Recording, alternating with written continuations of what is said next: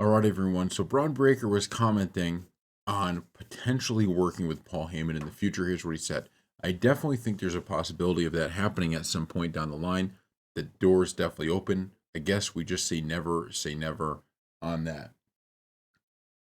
I mean, I love this. I absolutely love this. I think Paul Heyman would be perfect to be with Braun Breaker. Now, I do think we got to keep in mind here because you always hear this kind of rumors with Paul Heyman because everybody seems to love him and he's the best in the business when it comes to what he does. So everybody wants to have him there. But as long as he's a part of the bloodline, it's probably not going to be something, he's not just going to be moving on to new people all the time. So I think this would only happen after the conclusion, probably, of the Bloodline storyline.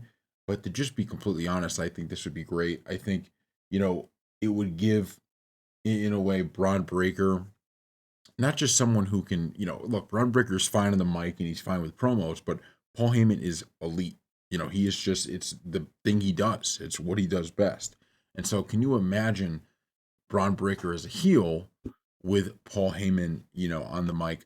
I just think, he did so much for Roman Reigns. He did a ton for Brock Lesnar.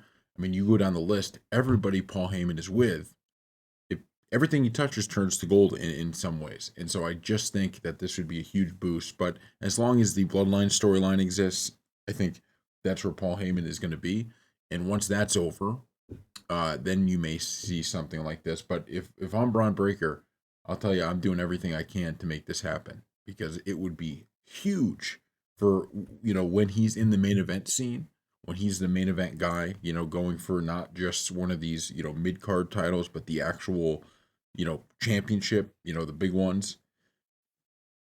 It would be a huge asset for him to have, and I think WWE it would be a good decision for them to go with it. So thank you all for watching and let us know what you think in the comment section below.